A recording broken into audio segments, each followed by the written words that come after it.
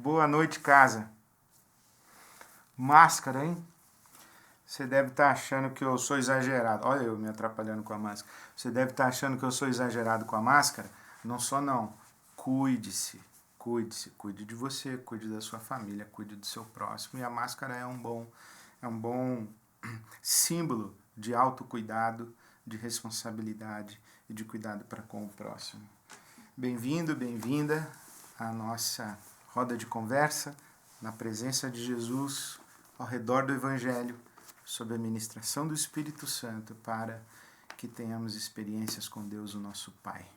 Convido você a orar comigo. Obrigado, Senhor, pela Tua palavra, obrigado pela nossa roda de conversa de cada semana. E obrigado pelo que o Senhor tem feito nas nossas vidas. Obrigado pela Tua misericórdia que nos tem sustentado. Obrigado pela Tua bondade e a Tua graça. Fala conosco nessa noite. Guia-nos a Tua verdade e guia-nos à vida. É o que te pedimos. Amém. Olha eu casa, hein? Mais casa do que nunca. Casa. Sabe que esse tempo em que a gente não pode se reunir presencialmente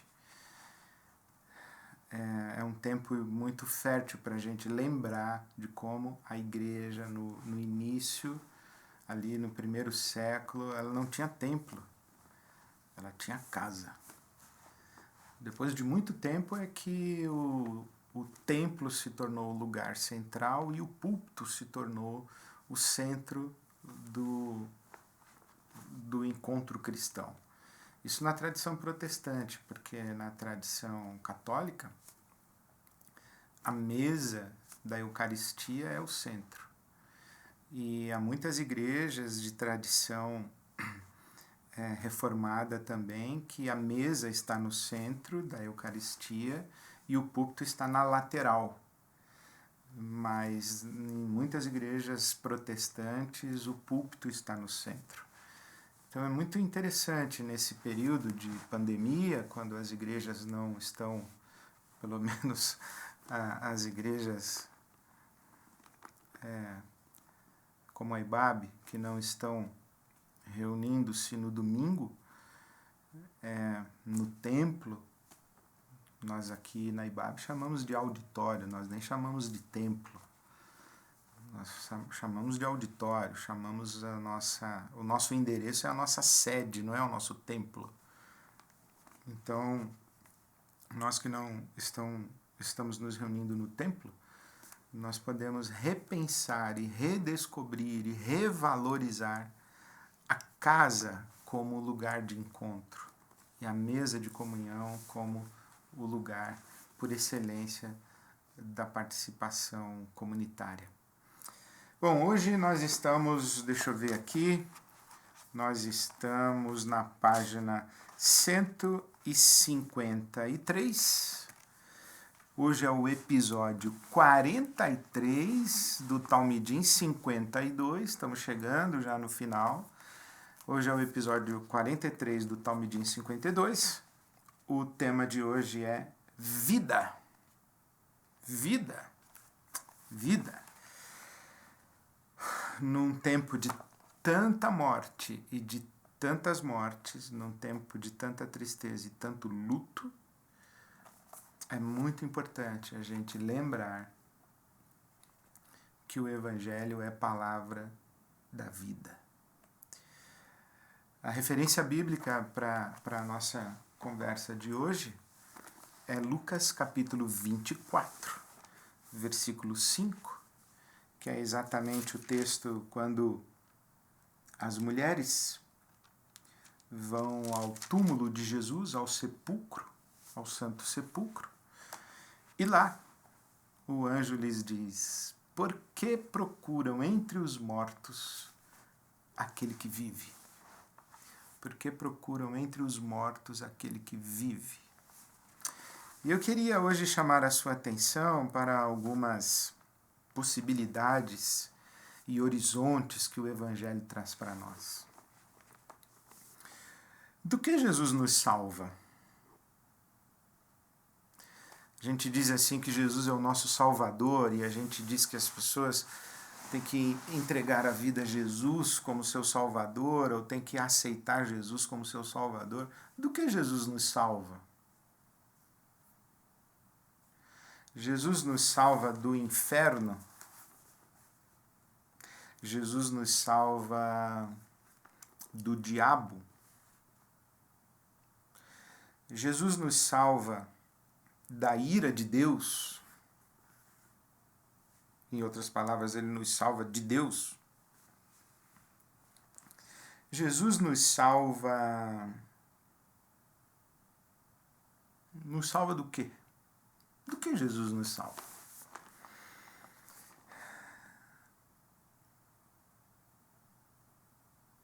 Jesus nos salva da morte. Jesus nos salva da morte. Porque essa é a nossa perdição. A nossa perdição atende pelo nome de morte. Lembra que no Gênesis existe a árvore da vida e a árvore do conhecimento do bem e do mal. E Deus disse: se vocês comerem da árvore do conhecimento do bem e do mal, no dia que vocês comerem, vocês vão morrer. Então nós tínhamos a árvore da vida e nós tínhamos a árvore da morte. E nós comemos da árvore da morte. Lembra que eu disse que o pecado é pular para fora de Deus e fora de Deus não existe nada, só existe Deus, é a única realidade possível. Fora de Deus nada é. Isso significa morrer, voltar a não existência. É disso aqui que a Bíblia chama morte que Jesus nos salva. Por isso que Jesus diz: eu vim para que tenham vida. Por isso que a Bíblia diz que quem nele crê tem a vida eterna. Por isso que Jesus diz: eu sou a ressurreição e a vida. Aquele que crê em mim, ainda que esteja morto, viverá. Por isso é que a palavra de Deus diz que quem crê em Jesus não experimentará a segunda morte. A primeira morte é a física, a segunda morte seria essa morte de... A segunda morte é continuar morto depois de ter morrido. É isso. Então, qual é a promessa do Evangelho e a promessa que Jesus nos traz? É a promessa da ressurreição. É a vida. O nosso problema não é o pecado, assim. A salvação não é perdão para os nossos pecados. A salvação é Deus nos resgatar da consequência definitiva da nossa finitude. Finitude é nós temos fim. Esse é o lance, nós temos fim. E Deus vai nos salvar da nossa finitude, da nossa condição finita. Ele vai nos salvar de nós um dia acabarmos, de nós um dia deixarmos de ser. Ele vai nos salvar da morte. E essa nossa condição de finitude, nós vamos acabar, ela só não aconteceria se nós tivéssemos comido da árvore da vida, em vez de termos comido da árvore da morte. Porque uma coisa que você não pode esquecer, se você ler direitinho o livro do Gênesis, é que ali no Jardim do Éden existiam duas árvores. A árvore do conhecimento do bem e do mal, a árvore da morte e a árvore da vida. Se nós tivéssemos comido da árvore da vida, nós não acabaríamos mais. Na linguagem bíblica, nós viveríamos para sempre. Mas nós comemos da árvore da morte, da árvore do conhecimento do bem e do mal, da árvore da prepotência, da árvore do orgulho, da árvore da pretensão de sermos iguais a Deus, da árvore da rebelião, da árvore da rebeldia, da árvore da morte, da árvore da degeneração, da árvore da decomposição, da árvore que encerra a criatura dentro dos seus próprios limites finitos. Essa árvore aqui. É a criatura dizendo, não quero receber vida, eu quero ter a vida em mim mesmo, deixa que eu me viro com aquilo que eu sou e com aquilo que eu tenho. E Deus diz assim, aquilo que você tem, aquilo que você é, vai acabar. Vai acabar. E aí a gente diz assim, não, pode deixar, não vai acabar não. E Deus está dizendo, vai acabar. E esse vai acabar, a gente experimenta. Por quê? Porque a gente experimenta não só quando a gente morre fisicamente, mas a gente experimenta a nossa condição de finitude. E a nossa condição de finitude é agônica, é sofredora. E tem uma dimensão que o Evangelho fala, onde essa nossa condição de finitude aparece muito explícita. A evidência de que nós comemos da árvore do conhecimento do bem e do mal, da árvore da rebelião, da prepotência, da arrogância de sermos, de vivermos às custas das nossas próprias potências, como se elas não tivessem vindo de Deus, a prepotência de vivermos às expensas dos nossos recursos limitados que recebemos de Deus quando fomos chamados à existência.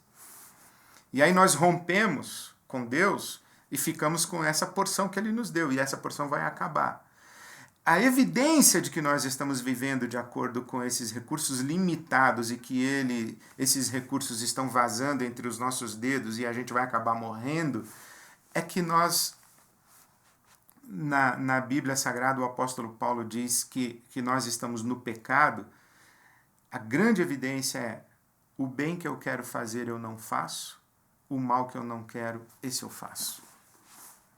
E na teologia tem uma coisa muito interessante, sabe? É que o ser humano no paraíso, ele pode não pecar. Presta atenção. O ser humano no paraíso, ele pode não pecar. Isto é, ele pode não comer da árvore do conhecimento do bem e do mal. Ele pode continuar dependendo de Deus, em harmonia com Deus, e ele pode inclusive comer da árvore da vida e viver em comunhão com Deus para sempre. Então, no paraíso, ele pode não pecar. Quando ele estiver no céu, digamos assim, quando ele estiver salvo no céu, morreu, ressuscitou, está salvo, quando a salvação estiver plena, e diz o apóstolo Pedro que nós participaremos da natureza divina, então, vou usar a expressão no céu, que é o outro paraíso, o ser humano não pode pecar de jeito nenhum, porque agora ele está participando da natureza divina. E Deus não peca. Deus não tenta, Deus não pode ser tentado pelo mal, Deus não comete pecado. Então, se nós estamos participando da natureza divina, nós não vamos pecar. Então, aqui, presta atenção nisso, no paraíso, Adão e Eva poderiam não pecar. Aqui no céu, eles não podem pecar de jeito nenhum.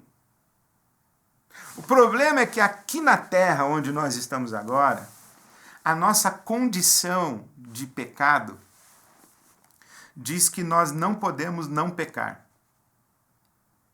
Vou repetir. Aqui nós não podemos não pecar. A gente quer não pecar, mas a gente não consegue. É isso que o Paulo está dizendo. O bem que eu quero fazer eu não faço, e se eu não faço o bem, eu estou pecando. E o mal que eu não quero fazer, eu faço. E se eu faço o mal, eu estou pecando. Quer dizer, Nós, na nossa condição de pecado, nós não temos como resistir ao mal. E aí você diz assim, bom, então é disso aí que nós estamos sendo salvos? Mas isso tem um nome, significa finitude e morte. A nossa condição de não conseguirmos resistir ao mal, não conseguirmos resistir ao esvaziar e ao degenerar da nossa vida, é a nossa finitude. É isso que chama morte. E a salvação não é simplesmente, se é que eu posso dizer simplesmente, a nossa salvação não é simplesmente Deus nos perdoar os nossos pecados. A nossa salvação é Deus nos livrar da morte. Nós que pulamos para fora dele, nós fomos condenados à morte, ou nos condenamos a nós mesmos à morte, mas Jesus veio aqui na morte, morreu a nossa morte, para vivermos a sua vida. Ele vai nos trazer de volta para a vida. Por isso tem um teólogo ortodoxo russo chamado Paul Evdokimov. Ele diz uma coisa das mais lindas. Ele diz que a cruz do Calvário é a árvore da vida plantada no Monte Calvário, né? A cruz de Cristo é a árvore da vida plantada no Monte Calvário. Essa cruz é Deus amou o mundo de tal maneira que o Filho se entregou à morte para que todo aquele que nele crê tenha vida eterna. Então, se a árvore do conhecimento do bem e do mal é a árvore da morte, se o madeiro da árvore do conhecimento do bem e do mal é o madeiro da morte, o madeiro da cruz de Cristo é a árvore da vida. É em Cristo que nós temos vida. E é disso que Jesus nos salva. Por isso o anjo pergunta, por que vocês mulheres estão procurando na morte, entre os mortos, aquele que vive? E aqui temos um segredo muito interessante da palavra de Deus. O que é a morte? É salário do pecado. E Jesus não pode continuar morto, porque ele não tem pecado. A morte só retém aquele que tem pecado. Jesus não tem pecado. Então, quantas vezes Jesus morresse, ou quantas vezes ele fosse morto, tantas ele ressuscitaria. Porque a morte não tem poder sobre ele. E é esse poder de vencer a morte que Jesus promete como salvação. Então, o Evangelho é vida, é vencer a morte.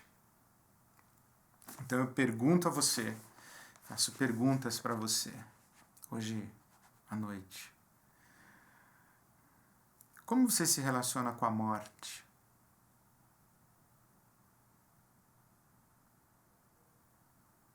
O que é que esse fato de que nós somos finitos e mortais diz para você? Como você se relaciona com a possibilidade da morte? Porque o que essa pandemia trouxe foi a notícia de que a morte está muito próxima de nós. Como é que você se relaciona com o fato de que você vai morrer um dia e que a morte está por aí solta?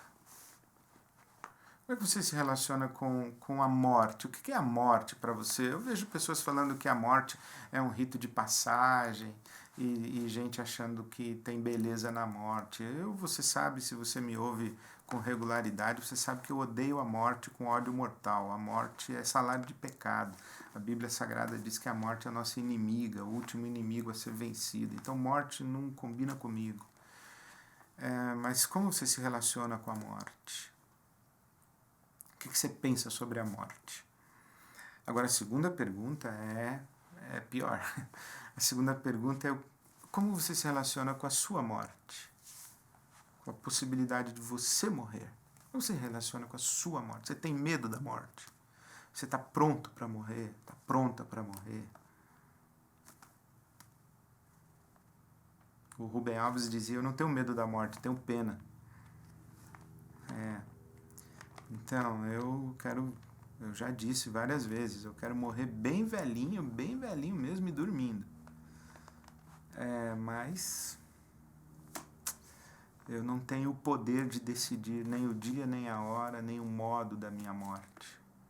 Então eu aprendi que eu tenho que encarar a possibilidade da minha morte, eu tenho que lidar com a finitude que eu tenho, com a minha finitude, com a possibilidade da minha morte, eu tenho que saber me postar diante da morte. E a terceira sugestão que eu dou para a sua conversa é como você se relaciona com a promessa de vida que Jesus oferece a você. O que é essa vida que Jesus oferece? Esse poder da ressurreição significa para você e como é que isso afeta a maneira como você vive hoje, a maneira como você se relaciona com a morte e a maneira como você lida com a possibilidade, inclusive, da sua própria morte. O que é a promessa de vida e especialmente a promessa de ressurreição que Jesus faz para você significa nesse tempo de vale de sombra da morte que nós estamos atravessando. Depois dessas considerações e conversas, escreva a sua oração falando sobre a maneira como você se sente em relação à morte. Diga para Deus tudo o que você sente a respeito da sua morte. Mas agradeça a Deus a promessa de vida e peça ao Espírito Santo de Deus que sopre vida sobre você e sobre os seus. Que Deus abençoe você, a sua casa e até quinta-feira, se Deus quiser.